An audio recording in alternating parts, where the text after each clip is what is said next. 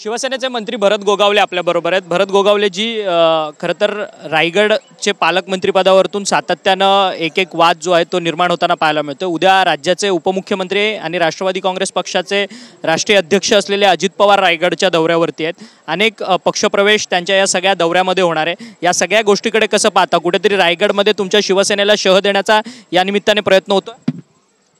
शह देण्याचा किंवा ह्याचा काय प्रयत्न नाही, तो त्यांच्या पक्षाच्या ह्याच्यासाठी चाललेले आहेत। आम्ही आमच्या पक्षाचं काम करतोय, प्रत्येकजण आपापला पक्ष वाढवण्याचा प्रयत्न करतोय आणि त्यासाठी उद्या दादा येत आहेत, तिथं हरकत नाही आहे, त्याबद्दल काय आमचं दुमत नाही आहे।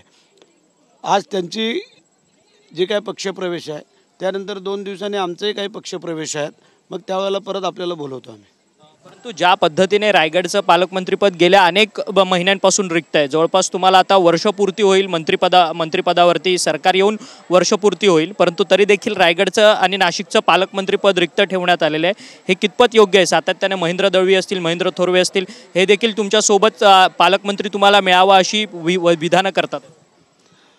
ते आता आमचे जे नेते आहेत तिन्ही मुख्यमंत्री, दोन्ही उपमुख्यमंत्री, त्यांच्यावरती निर्णय सोपवला आहे। तो जो काही निर्णय घेतील, तो योग्य निर्णय घेतील, तो आम्हाला मान्य आहे। परंतु सुनील तटकरे यांच्याकडनं ज्या पद्धतीने सगळी पक्षप्रवेश रायगडमध्ये होऊ इच्छितात आहेत, त्यांनी होऊ घातली आहेत, त्यानिमित्ताने कुठेतरी तुम्हाला कटशहा देण्याचा प्रयत्न आहे का? माणगावमध्ये उद्या अजित पवार येतात आहेत, असं काय नाही आहे, लक्षात आलं का?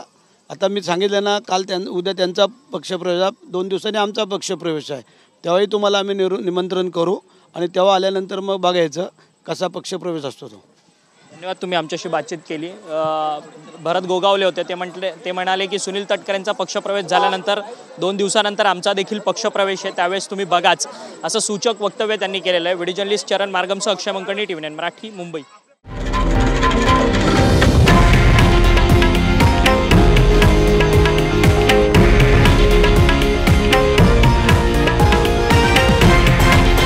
हे आहे देशातील नंबर 1 न्यूज नेटवर्क आणि आपण पाहत आहात TV9 मराठी, एकमेव।